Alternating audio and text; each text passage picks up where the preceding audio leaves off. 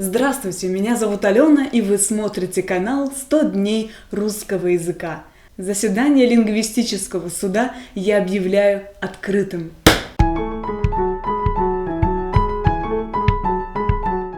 Кстати, если вы продержитесь до конца, то вы услышите песню в исполнении уже наверняка знакомого вам дуэта. Точно небо высоко, ты точно море широко, ты необъятная дорога молодежная. 29 мая 1867 года в России был введен Институт выборных мировых судей.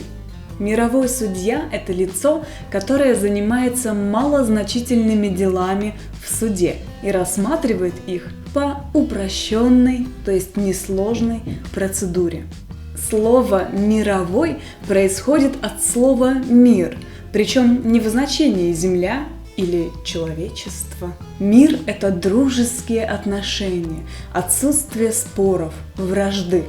То есть задача мирового судьи заключалась в том, чтобы склонить стороны к примирению. А судьи кто?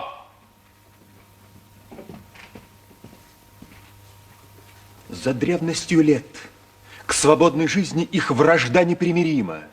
Сужденья черпают из забытых газет. А знаете, какие требования были к кандидату на должность мирового судьи? И как эти требования изменились с течением времени? На должность мирового судьи принимали лиц, достигших 25-летнего возраста. Самое время попробовать себя в должности мирового судьи. А вот требования к образованию изменились. Сейчас мировым судьей может стать гражданин Российской Федерации с высшим юридическим образованием. Раньше достаточно было среднего или 3 лет опыта на подобной должности. И тогда, и сейчас кандидат на должность мирового судьи должен был быть чист перед государством, то есть у него не должно быть никакой судимости. Главным условием 153 года назад считались авторитет и уважение в обществе. Сейчас, наверное, это не так важно. Главное, чтобы судья был здоровый, дееспособный, без наркозависимости, психически уравновешенный и не имеющий каких-либо заболеваний, которые могли бы ему помешать в работе. На самом деле сейчас к кандидату на должность мирового судьи длиннющий список требований, которым он должен соответствовать. Мы не будем перечислять всех требований, а то мы потеряем уйму времени. Вспоминается Понтий Пилат из «Мастера и Маргариты». И тут прокуратор подумал: «О боги мои, я спрашиваю его о чем-то ненужном на суде. Мой ум не служит мне больше. Яду мне, яду». В сегодняшнем выпуске я бы хотела поговорить о выражениях со словом «суд» или «судить», которые вы можете встретить в разговорной и книжной речи. Начнем с того, что слово «судить» может иметь несколько значений. Производить суд над людьми, то есть рассматривать их дела, выносить приговоры, размышлять, рассуждать.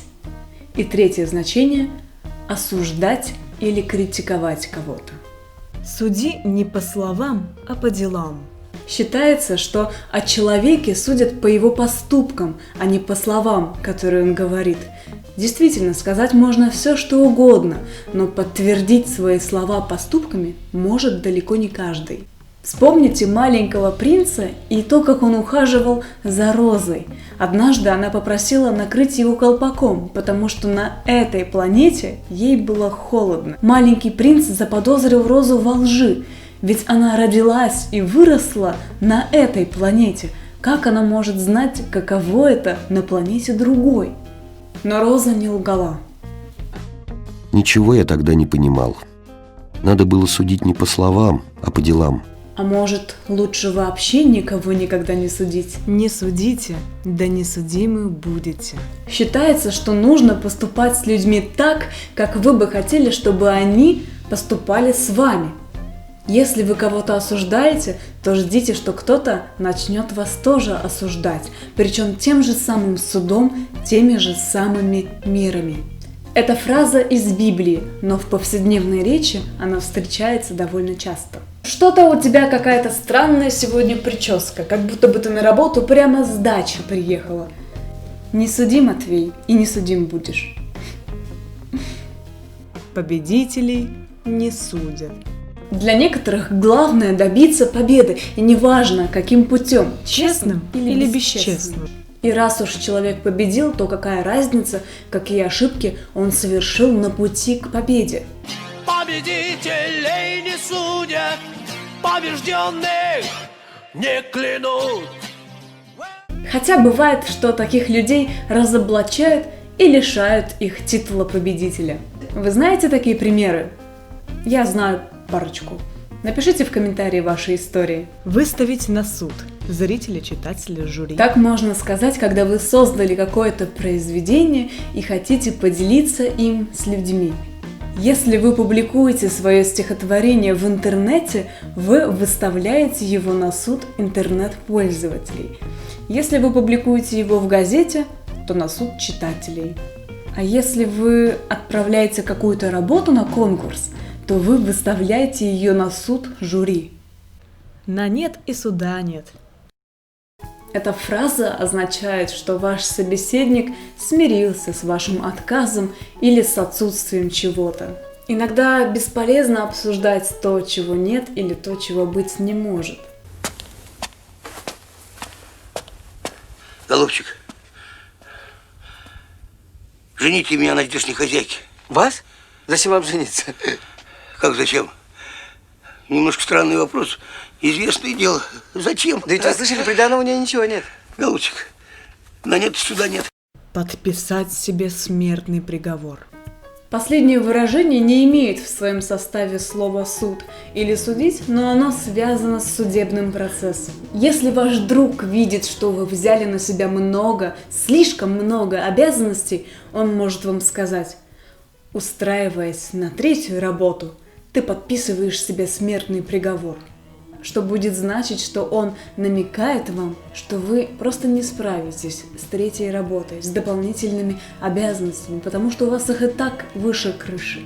Помните, кому был вынесен смертный приговор в литературе? Я утверждаю смертный приговор Иешуа Ганоцри. Тому, кто всех людей называл добрыми людьми. Добрый человек. Скажи мне, что это ты все время употребляешь слова «добрые люди»? Ты всех, что ли, так называешь? Всех. Злых людей нет на свете. К чему был этот последний пример из «Мастера и Маргариты»? Сейчас вы услышите песню из телефильма «Приключения маленького Мука». Это песня о том, что всегда нужно идти дорогою добра. Спроси у жизни строгой, какой идти дорогой, куда по свету белому отправиться с утра. Иди за солнцем следом, хоть этот путь неведом. Иди, мой друг, всегда иди дорогою добра. Иди за солнцем следом, хоть этот путь неведом. Иди, мой друг, всегда иди дорогою добра. Вот такой сегодня получился выпуск. Надеюсь, вы узнали для себя много новых интересных выражений. Подписывайтесь на мой канал, ставьте лайки, пишите комментарии. С вами была Алена. Заседание лингвистического суда я объявляю закрытым.